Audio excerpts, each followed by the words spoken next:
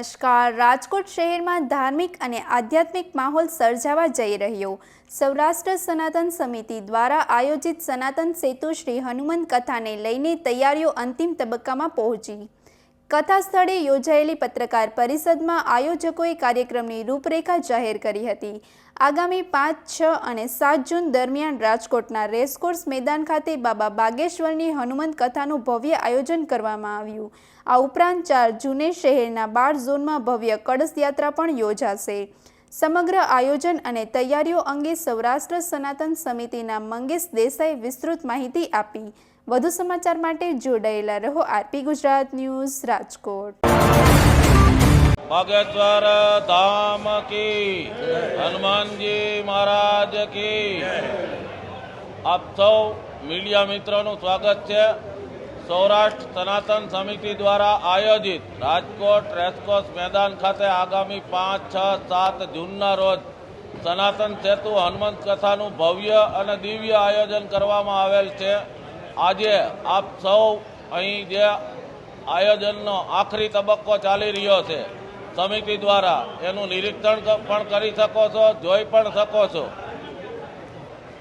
तो आजे आप सौ मळ्या छे मीडिया मित्रोए ज्यारथी कार्यालय उद्घाटन थयुं, कार्यक्रम नक्की थयो त्यारथी खूब ज सपोर्ट आपेलो छे अने आजे आखरी तबक्कानुं आपणे जे आयोजन करवामां आवी रह्युं छे छेल्ली घड़ीनुं तैयारीओ थई रही छे आयोजको द्वारा एनुं निरीक्षण करी लोकोना ध्यान पर मूको ई माटे आप सौ साथे मुलाकात गोठववामां आवेली छे।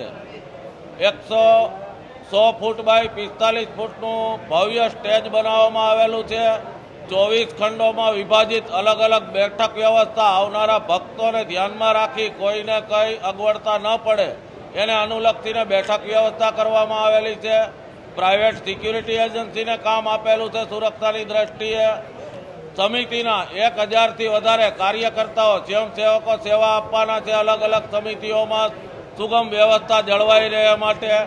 अने आवतीकाले 4 तारीखे सांजे 6 થી 7 वागे राजकोटना अलग अलग झोनमा 12 जेटली कळश यात्राओ सनातन सेतु हनुमंत कथाना आगमनने पगले राखवामां आवेली छे। ये अलग अलग विस्तारमां 12 झोनमा कळश यात्रा थवानी छे। 5 तारीखे महाराजश्रीનું આગમન રાજકોટ એરપોર્ટ ખાતે થશે। ત્યાંથી બોમ્બે સુપરસીટ કુવાડવા ખાતે સ્વાગતનો કાર્યક્રમ છે। ગ્રીનલેન્ડ ચોકડી ખાતે સ્વાગત થશે। ડીમાર્ટ કુવાડવા રોડ શિવશક્તિ હોટલ પાસે સ્વાગત પોઈન્ટ છે। રણછોડદાસજી આશ્રમવાળા ચોકમાં છે। ડિલક્સ ચોકે સુભાષચંદ્ર નેતાજી બોઝની પ્રતિમાને મહારાજશ્રી દ્વારા ફૂલહાર અર્પણ કરવામાં આવશે। સિવિલ હોસ્પિટલ ચોકે આંબેડકરજીની પ્રતિમાને ફૂલહાર અર્પણ કરી चौधरी हाईस्कूल चौके स्वागत कार्यक्रम है। शारदा बागे श्री वाल्मीकिजी की प्रतिमा ने फूलहार करी बहुमाળી भवन चौके लोखंडी पुरुष सरदार वल्लभभाई पटेल ने फूलहार करी जिला पंचायत चौक स्वागत कार्यक्रम।